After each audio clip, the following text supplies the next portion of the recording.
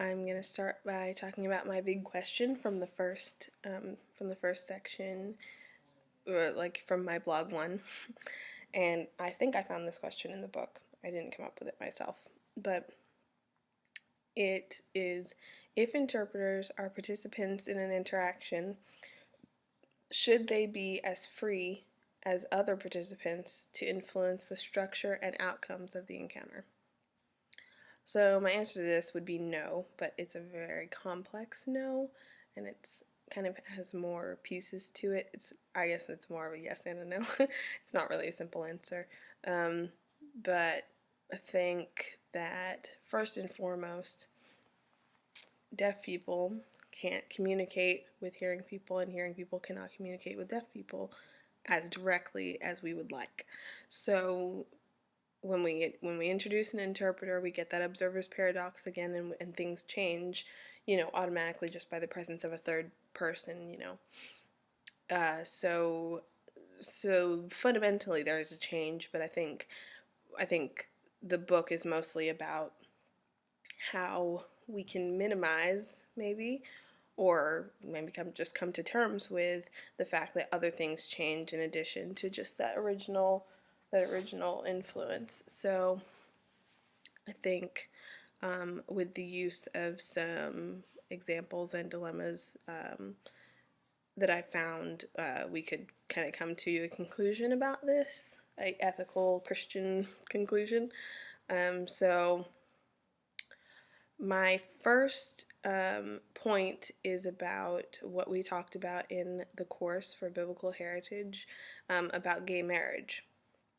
And I know it's a little bit of a long shot, but it's relatable.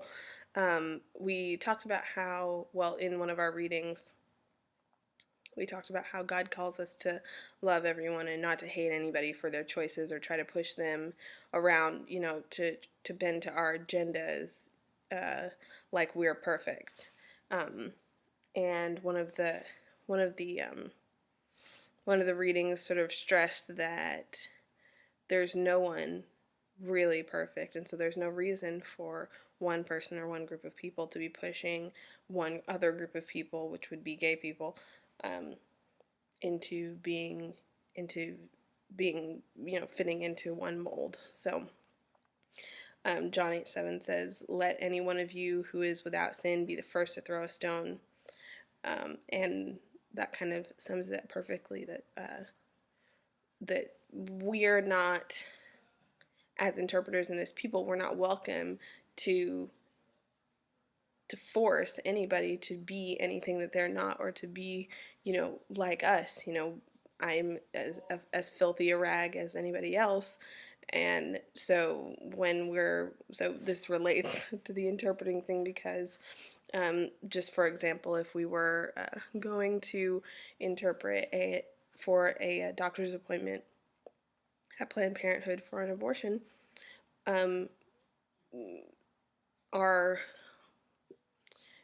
although I am deeply against abortion, I think that if I was forced, if I absolutely had to go on that kind of assignment, I would have to just allow that to go on, because first and foremost, I don't know the situation, I don't know the history, and it's not my business. But second of all, because it's not really ethical, and I don't know that that it's the Christian thing to do, to force someone into something different. So, you could really abuse your power there as the interpreter in an abortion clinic by, interpreting incorrectly on purpose, to get that person to not get that procedure done. And so that would be really tempting for me. And that it's kind of sad that that's the first thing I thought of, but that would be really tempting for me. But I think, just like if I was, some people think that it's as big a deal as, serving gay couples in, at a wedding cake business, bakery, or, you know, allowing prostitutes and stuff into the church to, to worship next to us. That's something that I think God really, or Jesus really, calls for us to accept those people and to allow them to grow, in Christ like us. Um, so I guess the it's related because it's, when we're interpreting a situation, if we feel like something unethical or unchristlike is going on, or the deaf person is making a poor choice in our view, it's not our place at all to come in between them and whatever choice they're going to make, because I would feel completely intruded on if someone, and I do, when someone tries to come in and make my choices for me or force me to do one thing or the other. All of our paths, all of our walks are different, and I think that's good. It does. So I guess I would add that, we are called to love, and not to judge. God judges, not us. And so when we're thinking about whether or not to intervene on a situation we would not even have access to if we were, if those people were not deaf, or if everybody knew sign language, or whatever, we would not even have access to that situation. So I think that the truly moral thing to do would be to allow anyone we come into contact with, unless it's a life or death situation, we need to allow them to live their path and to live their life as freely as we live our own. And a lot of deaf people don't really believe that they have lost anything, because they have, truly they haven't. If you've never heard before, you can't really miss hearing. So but I think that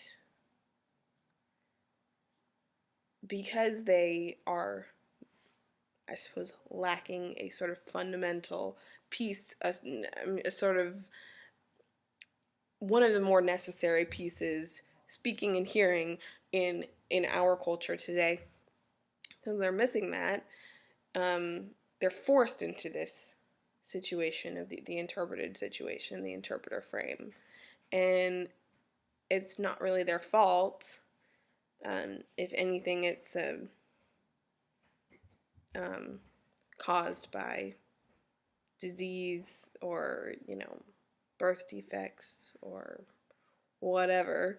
They were forced into that, and so they don't really have the option all the time to say, well, this is my path, this is my life, and you're not welcome to get involved in it. And so as a Christian interpreter, I intend to allow whatever the deaf person wants to do it. I'm not going to support anyone in, being dishonest in court or anything like that. But my thinking was that, if two openly gay people come into our church, and maybe even want to get married, or maybe two openly gay people who are already married come into the church and want to join that community, it is not our place to ostracize them and to treat them poorly. It's our place to love them. And so I think that this is similar in that if I go to an interpreted encounter, an interpreted assignment, and the deaf person is,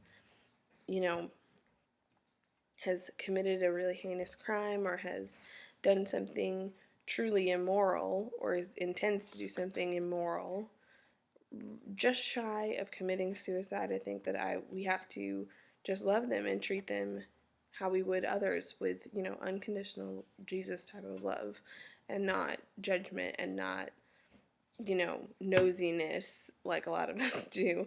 So I guess the answer to the big question is no, interpreters are not supposed to persuade or change anything about the interpreted encounter. If a deaf person wants to come in and get an abortion from the doctor, then that is her choice, and it is not the interpreter's place to intervene.